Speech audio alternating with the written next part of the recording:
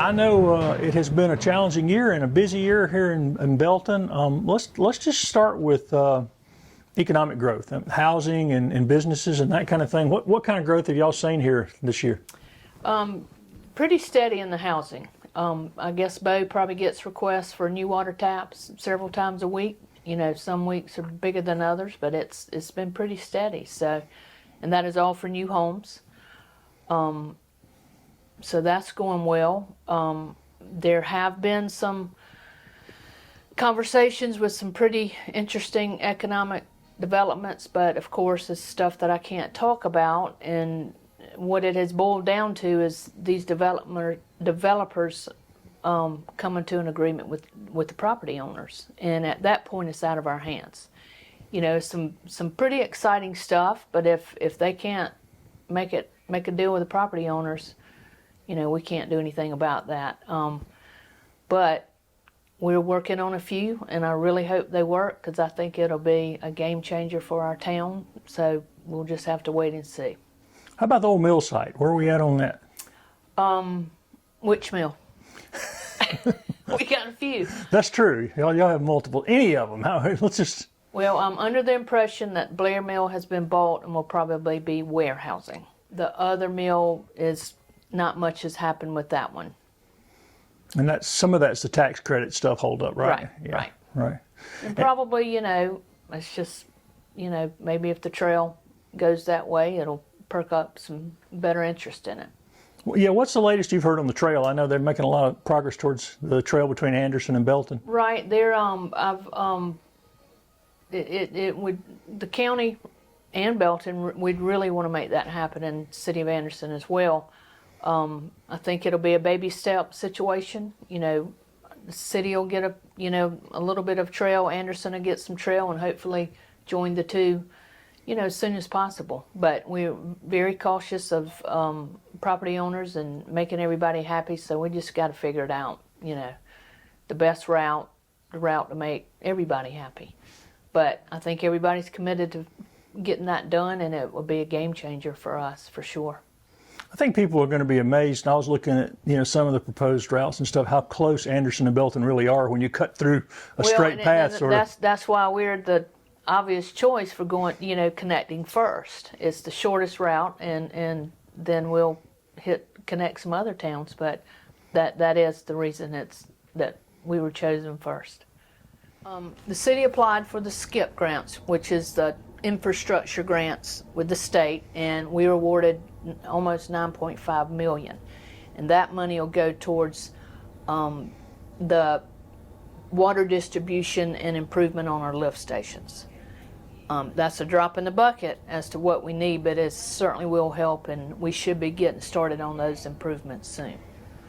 Yeah, those are the kind of. We're real excited about that. I mean, that's some big projects. Those are the kind of things that people don't talk about and think about, but they're really important to their daily lives. Well, and it has a lot to do with what we can bring to the city. You know, a lot of these developments, be it businesses or homes, if our sewer system can't handle it, then it can't happen. You know, it's very dependent on what our sewer system can handle.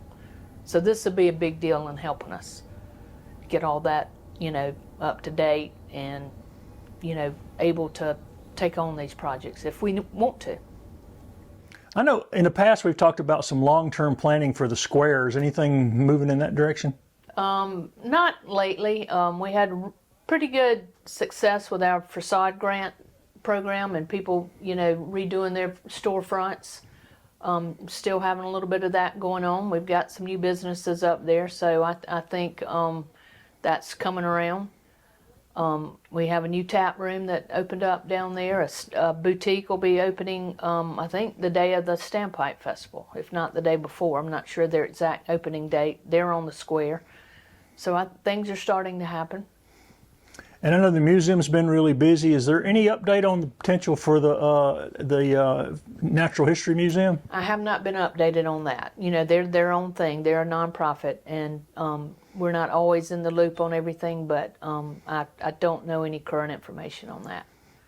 The museum's been a real important part of Belton, though, hasn't it, since it opened? It has. All of our nonprofits are. It's special to us. It's a big deal that we have them. They're very community oriented and help us with everything. We couldn't do a lot of stuff without them. But the museum being right down there, the art center being on the square, they're very active in the community. And in a world that's turning its head to pickleball, Belton is remaining the beacon of tennis. Well, we are, but I think we're going to have some movement on that. We'll get there. We're not closing the door to pickleball. But you're going to keep your tennis. Oh yeah, we'll still have tennis. There's room for both. There's room for both. Well, Belton is tennis. I mean, the statewide Belton is known for tennis, right? It is. But we can play pickleball too. I have a court in my driveway, so I'll play myself in the driveway. Really? And we'll get there. Maybe on our next conversation, I'll have some news on that. Pickleball news. Yeah. Well, let's just talk about other recreation stuff since we're talking about that. I know, we're going on the second year of the Bubblegum Trail and stuff. And how's the recreation going on in Belton? It's going well. Joey Lance does an outstanding job with the rec department. He's got, football going on, baseball, girls volleyball, which is fairly new to us, and he's willing to try anything. He works hard. His team works hard, and if you want to play it, we'll try and figure out how to get it here for you. So. And every time I come through here, there's people on that trail and walking along, and there's places to sit and work out, stations and all kinds of stuff. Just remind people, how long is that trail? It's 1.1 mile one direction and back. So and then you can loop around Leetapore because it goes under the highway and pops back up. So you can also take it around the parking lot of Leetapore and extend it. And let's talk about events. I know this summer you had the concert series. How did that go this year? Went very well. I think we'll do it again next year. This coming weekend we have the Standpipe Festival from 11 to 8:30. At 8:30 we'll conclude with a fireworks show. The bands start around noon. So it looks like it's going to be a beautiful day. Probably one of the better weather days we've had in a long time. Hey, what are some of your best memories of the Standpipe Festival? Okay. Well, I guess my very first one as mayor, I was asked to get in a Dunkin' booth with the fire department, and that was my first time doing that, and that was very interesting and certainly memorable. And then we had our Margaret Haney, our hometown girl, come to town from Nashville and play, and always, it's great having the Combo Kings. They're not playing this year, but they play everything else we have, so we're proud of all of our hometown talent. And the Standpipe Festival brings some pretty good crowds to Belton. Big crowds. And I guess hard as it is to believe, within 6 weeks after that, or less, or 8 weeks, we've got the Christmas parade coming up. Well, in between that, we got Halloween. So we'll have the trick-or-treat on the square on the 31st from 5 to 7. And then after that, we roll into our Christmas season. Our parade this year is going to be on December 2nd at 3:30, and then we'll light our Christmas tree when that concludes, around 5. So. And we also, somewhere, it's not an event per se, but in between there somewhere, we've got elections this year. We have elections on November 7th. We have 3 of our wards of city council up for re-election and mayor as well. And you're running unopposed. Unopposed. So we can talk about that without being politics. Correct. What have you learned as mayor since you've been here?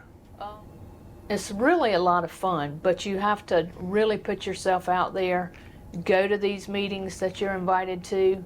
You learn a lot. You certainly learn that things are not as easy as people think they're going to be to make things happen.